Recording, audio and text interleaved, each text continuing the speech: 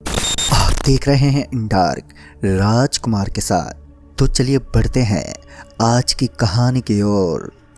दोस्तों, एक बार की बात है कि मुझे अपने ऑफिस में कुछ ज़्यादा ही काम करना पड़ रहा था, जिस वजह से जब सूरज ने मुझसे घर चलने को कहा तो मैंने कह दिया कि तुम जाओ, मुझे अभी कुछ काम है, मैं काम ख़त्म करके आता हूँ। काम करते करते रात के अब 9 बज चुके थे और मुझे समय का ध्यान ही नहीं रहा। फिर मैंने अपना काम ख़त्म किया और पार्किंग से अपनी बाइक निकालकर घर की तरफ निकल पड़ा। मौसम बहुत ही सुहाना था और ठंडी ठंडी हवाएं चल रही थी।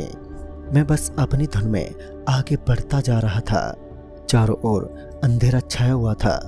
अचानक घर से कुछ दूर पहले मैं चौंक गया, जैसे कोई साया मेरे बाइक के ठीक आगे आ गया हो। मैं एकदम से घबराया और मैंने झट से ब्रेक दबाया, पर जब मैंने सामने देखा तो वहाँ पर कोई भी नहीं था। इन चीज़ों से मैं थोड़ा डर गया था और स्पीड बढ़ाकर तेज़ी से घर की ओर बढ़ा। घर पहुंचकर मैंने हॉर्न बजाया तो सूरज ने थोड़ी देर बाद घर का दरवाज़ा खोला। मैंने अपने साथ घटी इस घटना के बारे में सूरज को बताया, पर उसने मेरी बात को मजाक में टाल दिया। फिर हम दोनों ने बैठकर खाना खाया और फिर मैं अपने रूम में सोने चला गया। मैं अपने रूम में पहुंचकर पलंग पर बैठ गया और उस रूह के बारे में सोचने लगा कि आखिर वो था क्या और अचानक से कहाँ गायब हो गया। ये सब सोचते सोचते मुझे कब नींद आ गई पता ही नहीं चला। फिर रात के 12 बजे अचानक खिड़की पर कुछ आवाज़ आई। मेरी नींद खुली और जब मैंने खिड़की की ओर देखा तो खिड़की के बाहर मुझे एक अजीब सी परछाई दिखाई दी। मैं डरते डरते खिड़की की ओर गया। मुझे लगा कि शायद से कोई चोर होगा, जिस कारण मैंने खिड़की खोलकर देखा, पर मुझे कुछ भी दिखाई नहीं दिया। दिखाई दिया तो बस दूर दूर तक काला स्याही सा अंधेरा और दूर दूर तक फैला घना जंगल। मुझे इस वक्त की हवाएं थोड़ी अलग सी लग रही थी। ऐसा लग रहा था जैसे मानो कोई मेरी तरफ फूंक मार रहा हो।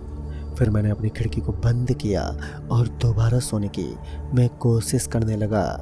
धीरे धीरे मुझे वापस से नींद आ गई, लेकिन अचानक फिर से खिड़की पर जोर का झटका लगा, जैसे कोई खिड़की को बहुत जोर से पीट रहा हो।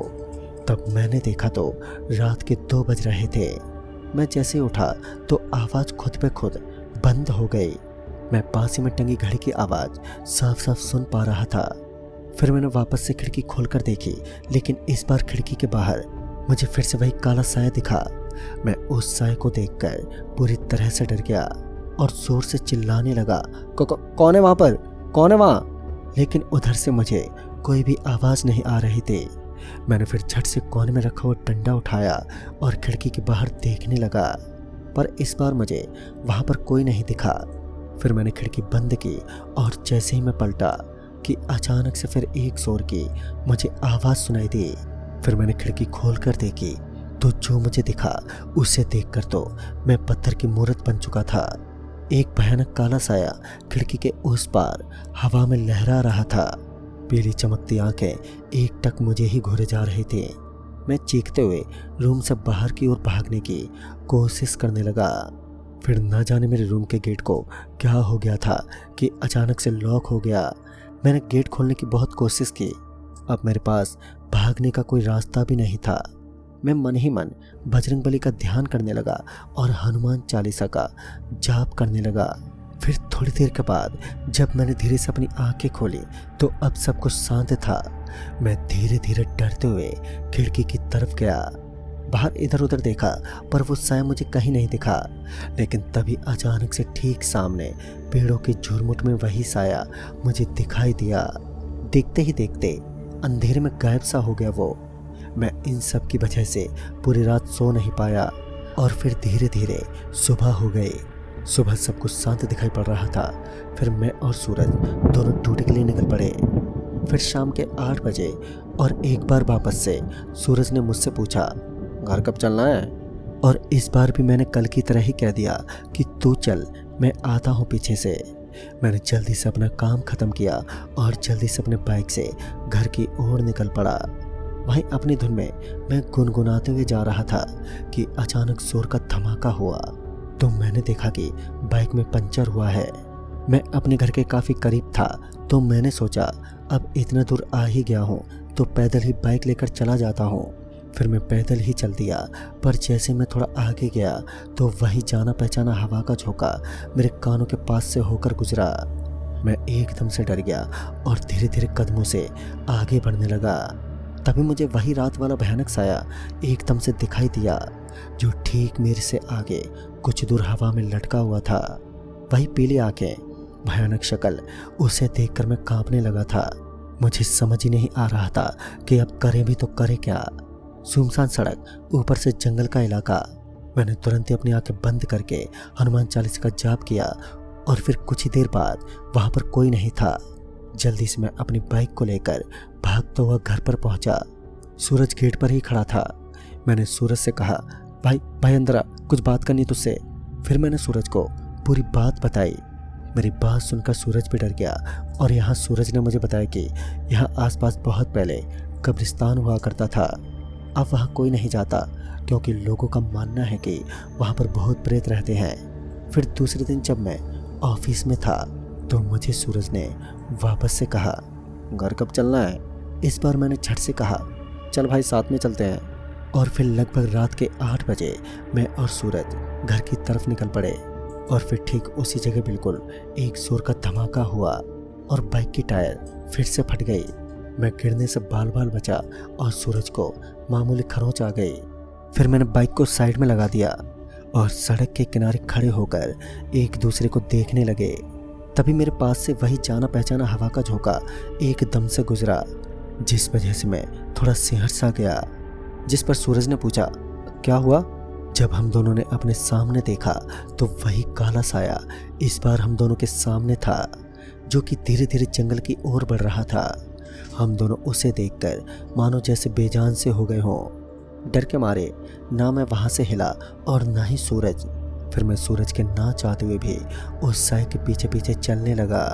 हालांकि सूरज ने मुझे रोकने की बहुत कोशिश की, पर कहीं ना कहीं अब मुझे लगने लगा था कि कोई ना कोई तो बात है जो ये साया हमें बताना चाहती है। मैं मन ही मन में हनुमान चालीसा का जाप कर रहा था और आगे बढ़ रहा था। चारों ओर घना अंधेरा था। झाड़ झाड़ियाँ पेड़ों से होते हुए हम दोनों उस कब्रिस्तान में पहुंच गए।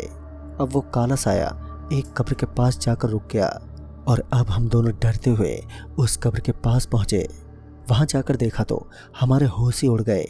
मैं अचानक से उस कब्र के अंदर देखकर मानो सन्नासा रह गया। उस कब्र के अंदर मैंने देखा कि एक छोटी सी बच्ची हमें एकटक होकर घूर रही थी।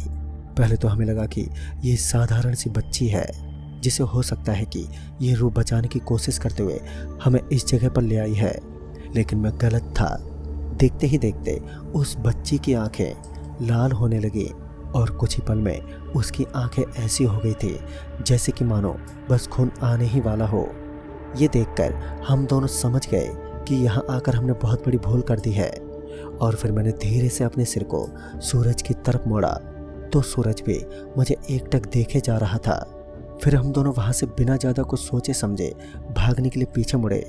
इससे पहले कि हम भाग पाते कि उस छोटी सी बच्ची ने हमारे पैरों को जकड़ लिया था। हम जितना उससे दूर जाने की कोशिश करते, हम उतना ही रगड़ खाकर उसके करीब आने लगते। मुझे कुछ समझ ही नहीं आ रहा था कि आखिर मैं करूं तो करूं क्या। इससे पहले कि मैं कुछ सोच पाता कि हम दोनों उस कब्र के अंदर खिंचे चले गए, जिसके बाद मैंने हनुमान चालीसा का पाठ पढ़ना स्टार्ट कर दिया और मेरे ऐसा करते ही मेरे पैर मानो आज़ाद हो गए। मैं कूदकर उस कब्र से बाहर आया और भागने लगा। मुझे लगा कि शायद से सूरज मेरे पीछे ही होगा, जिस वजह से मैं भागता हुआ घर के पास गया और वहां पर जाकर मुझे पता चला कि सूरज अब भी उस कब्र में ही कैद है। अपने आस पड़ोस के लोगों को मैंने सारी बातें बताई। पहले तो लोगों ने साथ चलने से मना कर दिया, लेकिन फिर कुछ लोग मान गए और जब हम उस कब्र के पास पहुंचे तो उस कब्र पर हमें मिट्टी ढकी मिली। मैंने सबसे कहा कि सूरज यहीं इसके अंदर है। जब लोगों ने वहां खोदना शुरू किया तो हमें सूरज मिल ही गया, पर अब तक सूरज मर चुका था। उसके शरीर को देखकर ऐसा लग रहा था मानो उसके शरीर को किसी ने चीरने की कोशिश की थी। दोस्तों, आज भी जब कभी मुझे सपने में सूरज दिखाई देता है तो मैं सिहर उठता हूँ। ऐसा लगता है जैसे मानो मेरी गलती की वजह से ही सूरज मारा गया हो। तो दोस्तों इस कहानी में बस इतना है। कहानी आपको पसंद आई हो तो लाइक शेयर जरूर करें और साथ ही हमें कमेंट बॉक्स में ज़रूर बताएं। तो मैं आपका दोस्त राजकुमार जल्द ही मिलूँगा ऐसे ही एक नई वीडियो के साथ। तब तक के लिए बाय एंड टेक केयर।